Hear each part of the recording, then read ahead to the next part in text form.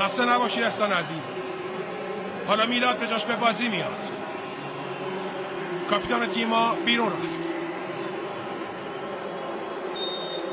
کورنر برای تیم اسپانیا است. به تیر یک میزنه. برگشت توپ. خیلی خطرناکه اونجا. علیرضا میگیره توپو و البته خطا هم هست. خطای کاستا هم هست. هیجان در بازی کم نمیشه. از دقیقه اول تا حالا همچنان با همین هیجان بازی دنبال شده. یک کورنر واقعا عالی زدن. نگاه کنید اونجا رامین رضاییانه که جلوی توپ وایساد نذاشت وارد دروازه بشه. نگاه کنید پیکه و پشت سرش سعید اومد، کاستا هم اومد، نهایتا دیگه علیرضا اون وسط توپ از وسط ساندویچ در آورد.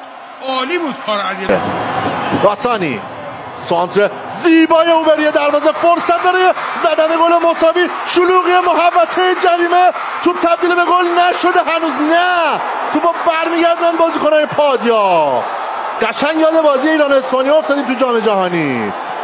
با چه انگیزه‌ای، با چه شور و شوقی بازیکن‌های پادیا از خط دروازه خودشون دفاع میکنن.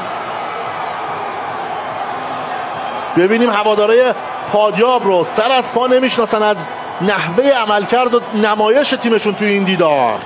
فکر کنم توپ به دست خورده باشه. با هم ببینیم این لحظه.